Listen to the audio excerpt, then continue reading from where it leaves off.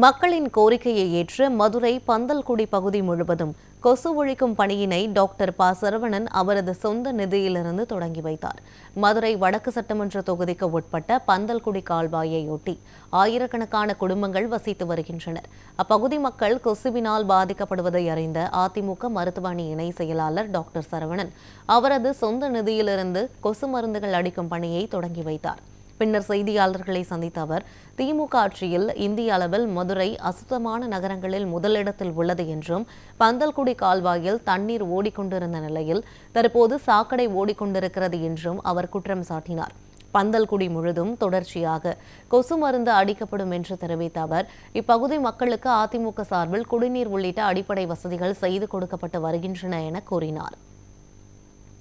பந்தல்குடி கால்வாய் இது ஒரு காலத்தில் ஆறாக ஓடிக்கிட்டு இருந்த ஒரு விஷயம். இது இன்றைக்கி சாக்கடையாக தான் இருக்குது.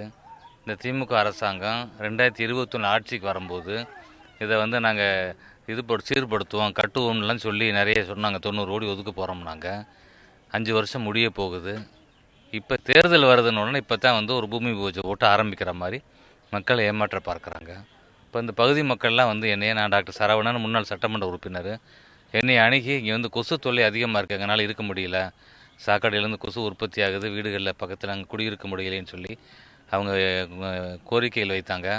அந்த வகையில் இன்றைக்கி நாங்கள் இந்த கொசு மருந்து இன்றைக்கி ஆளுகளை கூட்டு அந்த சாக்கடை ஃபுல்லாக நம்ம அடிக்கிறோம். அந்த கொசுவோட லார்வா எல்லாம் அது அழிச்சிரும். இந்த ஒரு பேட்ச் இந்த 10-12 நாளைக்கு அது அழிச்சிரும். தண்ணி வராமல் இருந்தது, அது குழாய்களை அமைச்சு கொடுத்தோம், சாலைகள் அமைச்சு கொடுத்தோம். இந்த மாதிரி தொடர்ச்சியாக இந்த பகுதி மக்களுக்கு அதிமுக சார்பாக எங்களுடைய கழகத்தின் பொதுச்செயலர் எடப்பாடியார் அவருடைய ஆணைக்கிணங்க மக்களுக்கு எங்கெல்லாம் தேவை இருக்குதோ அவங்களெல்லாம் சென்று அணுகி அவங்களுக்கான சேவைகளை செய்யணும்னு சொல்லியிருக்கிறாரு. அந்த வகையில் இதை செய்கிறோம்.